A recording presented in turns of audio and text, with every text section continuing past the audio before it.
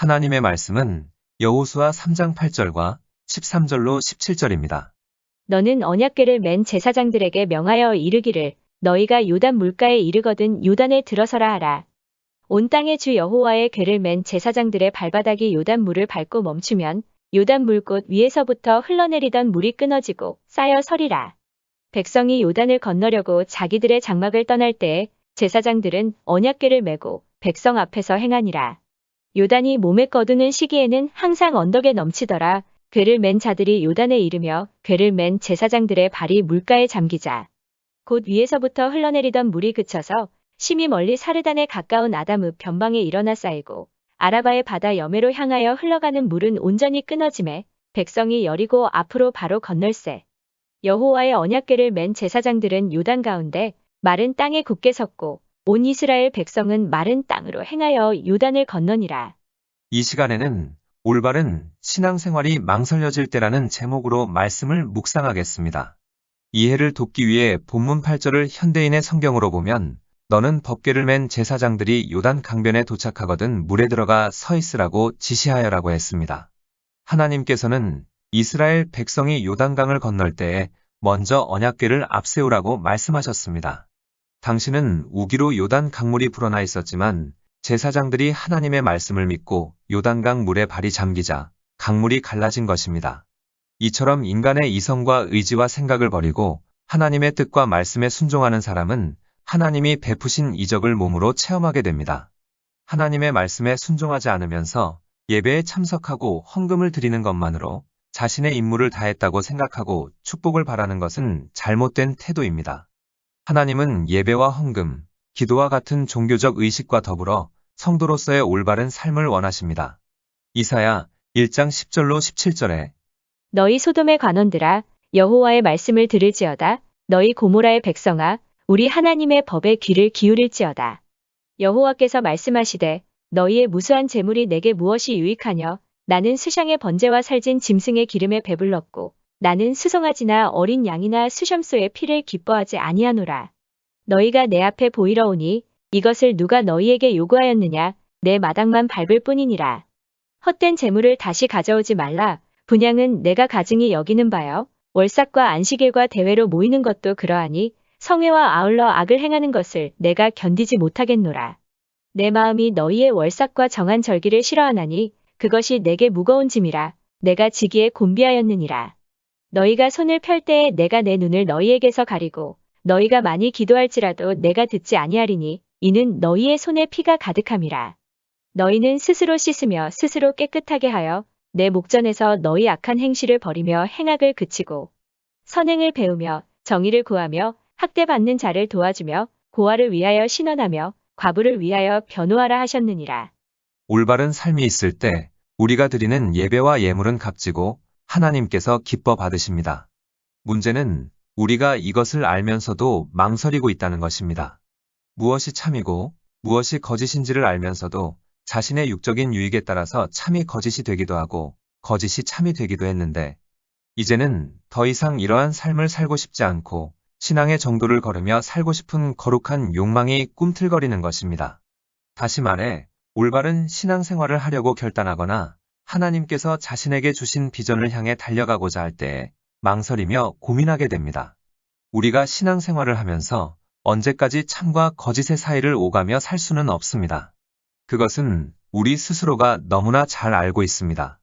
돈, 명예, 권력 등 다양한 이유가 있지만 우리는 결단하고 올바른 신앙생활을 해야 합니다. 돈, 명예, 권력이 우리의 구원을 보장하지 않기 때문입니다. 이때에 가장 먼저 떠오르는 것이 두려움입니다. 왜냐하면 거룩의 길로 행하는 사람들에게 닥치는 십자가, 손실, 비난, 슬픔, 고통에 대해 너무나 잘 알기 때문입니다. 올바른 신앙생활을 하거나 하나님께서 주신 비전을 향해 달려가는 이들의 삶을 보면 세상에서 괴로움당하고 사람들에게 웃음거리가 되고 슬픔과 고난은 끝이 없다고 생각되어집니다. 또 지금까지는 참을 거짓으로 거짓을 참으로 말하고 행동하며 살아왔는데 이제는 참을 참으로 거짓을 거짓으로 인정할 때에 주변 사람들의 따가운 시선을 의식하지 않을 수 없습니다. 이러한 생각에 사로잡히면 하나님께는 조금 미안하고 죄된 길인 줄 알지만 육신이 좀 더 편안한 길을 가고 싶다는 유혹을 받게 됩니다. 한 번뿐인 인생을 힘들게 살기보다는 차라리 즐기면서 살고 싶은 것입니다. 그래서 용기와 믿음이 필요합니다. 이러한 갈등이 인간적으로는 이해가 되지만 신앙적으로 보면 하나님을 의지하지 않는 불신앙 때문에 비롯된 것입니다. 자기 힘으로 올바른 신앙생활을 하려고 하기 때문에 모든 것을 감내할 용기가 생기지 않는 것입니다. 그러나 내가 하는 것이 아니라 하나님이 하신다는 믿음을 가지고 결단하면 올바른 신앙생활을 할 수 있도록 하나님의 능력이 임합니다.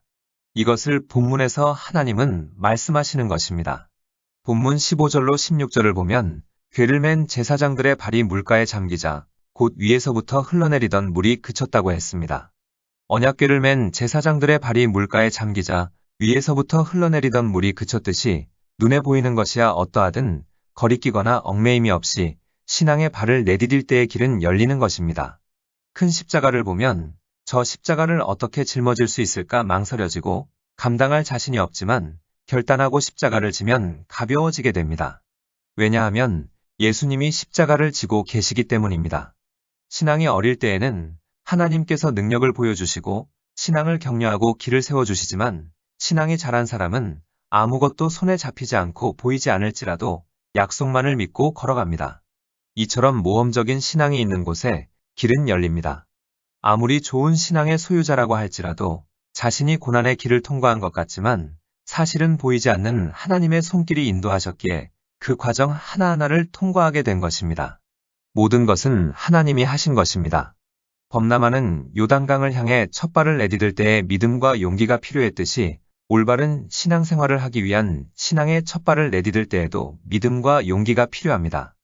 올바른 신앙생활을 할 때에 겪는 모든 십자가를 내가 지려고 생각하면 망설여지지만 믿음과 용기를 가지고 하나님의 뜻에 순종하면 하나님께서 요단강을 가르듯이 우리의 모든 문제들을 해결해 주십니다.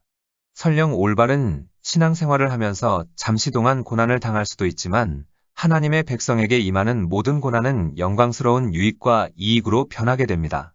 고난을 통해 감추어져 있던 죄들이 드러남을 통해 회개하게 되고 이를 통해 좀 더 성숙한 신앙으로 자라기 때문입니다. 다시 말해 고난은 우리를 멸망케 하는 죄를 죽이는데 기여합니다. 이사야 1장 10절로 17절을 보면 하나님께서 이스라엘이 타락한 근본적인 원인을 지적하고 있는데 유다의 정치, 경제, 사회, 법보다도 신앙의 타락을 제일 먼저 지적하셨습니다. 신앙이 없이 도리에 어긋나고 순리를 거스리며 사는 사람은 그 근본이 없지만 신앙이 있는 사람이 신앙 없는 사람과 마찬가지로 도리에 어긋나고 순리를 거스리며 살아간다면 이것은 참신앙이 아닙니다. 형식주의, 율법주의, 습관적인 신앙생활에 빠져 영적 불감증에 젖어 기복신앙에 급급하고 말씀은 실천하지 않으면서 신앙의 너울을 쓰고 있는 것입니다. 하나님은 이러한 사람과 함께할 수 없기 때문에 고난을 통해 가면 속에 숨어있는 형식주의, 율법주의, 습관적인 신앙생활, 영적 불감증, 기복신앙 등을 드러내서 순수하게 하나님만을 추구하게 하고 하나님만으로 만족한 삶을 살도록 하고 하나님이 주인이 되는 삶을 살도록 하십니다. 또 자신의 한계를 깨닫게 되어 자기 지식, 다른 사람보다 똑똑하다는 우월감, 교만, 자기의, 자기 공로 등을 버리고 낮아지게 됩니다. 이사야 27장 8절로 9절에 주께서 백성을 적당하게 견책하사 쫓아내실 때에 동풍 부는 날의 폭풍으로 그들을 옮기셨느니라. 야곱의 불의가 속함을 얻으며 그의 죄 없이함을 받을 결과는 이로 말미암나니 곧 그가 제단의 모든 돌로 부서진 횃돌 같게 하며 아세라와 태양상이 다시 서지 못하게 함에 있는 것이라. 우상 숭배에 빠진 유다 백성들 중 일부를 바벨론 포로가 되는 고난을 통해 영적인 정화 작업을 하시겠다는 것입니다. 이처럼 하나님은 고난의 용광로를 통해 우리를 찌꺼기로부터 정결케 하십니다. 소금물이 부패를 방지하듯 고난도 우리를 죄로부터 보호합니다. 그리고 고난이 깊어갈수록 하늘나라와 신령한 것들을 더욱 갈망하게 됩니다. 알로에가 벌레를 죽이고 서리가 해충을 박멸하듯이 고난을 통해 우리 안에 있는 죄를 제거하게 됩니다. 이스라엘 백성은 많은 선지자의 경고를 받으면서도 우상을 간직하고 살았습니다. 그러나 바벨론으로 잡혀가고 난 후에는 그들 가운데 우상이 모두 사라졌습니다. 이처럼 고난은 우리가 죄를 짓지 않도록 보호하는 방부제 역할을 합니다. 불에 댄 아이가 불을 무서워하듯이 고난을 겪은 성도는 죄는 달콤하지만 쓰다는 것을 몸소 체험으로 알게 됩니다. 그래서 다시는 값비싼 대가를 치르고 회개하지 않을 것을 다짐하는 것입니다. 고난이 없다면 우리는 죄 속에서 영혼을 잃어버리게 될 것입니다. 고난을 통해서 거룩 안에서 많은 열매를 맺게 됩니다. 히브리서 12장 10절로 11절에 육신의 아버지는 자기가 좋다고 생각하는 대로 우리를 잠시 연단하지만 영의 아버지께서는 우리의 유익을 위해 그분의 거룩하심에 참여하도록 연단하십니다. 모든 연단이 당시에는 즐거움이 아니라 괴로움으로 보이지만 나중에는 그것을 통해 연단된 사람들에게 의로운 평화의 열매를 맺게 합니다. 여기에서 연단은 성도를 하나님 나라에 합당한 자로 훈련시키는 수단이며 내세에서 더 큰 상급을 보장해주는 축복의 도구입니다. 그래서 히브리서 12장 12절로 13절을 보면 피곤한 손과 연약한 무릎을 일으켜 세우고 너희 발을 위하여 곧은 길을 만들어 저는 다리로 하여금 어그러지지 않고 고침을 받게 하라고 했습니다. 연단의 필요성을 깨달은 사람은 자포자기나 타협적인 신앙에서 벗어나 하나님의 백성답게 능동적인 자세로 경건하게 살라는 것입니다. 올바른 신앙생활을 하고 싶은데 고난 때문에 망설여진다면 외적으로 가장 큰 고난을 당할 때 내적으로 가장 번영하고 성장한다는 것을 기억해야 합니다. 므낫세가 왕위에 있을 때는 하나님을 배반했지만 포로가 되어 쇠사슬에 묶였을 때에는 회개하며 하나님을 찾았습니다. 처음 예수를 믿을 때에는 거칠게 빚은 그릇이지만 하나님은 고난을 통해서 하늘의 영광에 알맞고 적절한 그릇이 되도록 조성하십니다. 그러므로 고난을 당하거나 생각할 때에 고통에 초점을 맞추지 말고 고난의 끝을 보고 생각하며 헤아려야 합니다. 이스라엘 백성이 애굽에서 종살이할 때는 힘들었지만 출애굽할 때는 금과 귀고리를 가지고 나왔습니다. 또 바벨론에서의 포로 생활은 힘들었지만 나올 때에는 선물, 보석, 모든 필요한 기구들을 가지고 나왔습니다. 거룩의 길을 갈 때에 만나는 고난은 우리를 천국으로 인도하는 길입니다. 그러므로 올바른 신앙생활을 할 때에 고난을 만난다고 해서 적당히 죄와 타협하며 가는 길은 영혼의 측면에서 보면 너무나도 어리석은 선택입니다. 대장장이가 두드려서 쇠를 단련하면서 쇠에서 낭낭한 소리가 나면 좋아하듯이 하나님은 자기 백성을 두드림으로써 단련하십니다. 하나님께서 두드려서 낭낭한 소리가 나면 비통을 기쁨으로 십자가를 면류관으로 변화시키십니다. 그리고 말씀하십니다. 이사야 60장 1절에 일어나라 빛을 발하라. 이는 내 빛이 이르렀고 여호와의 영광이 내 위에 임하였음이니라.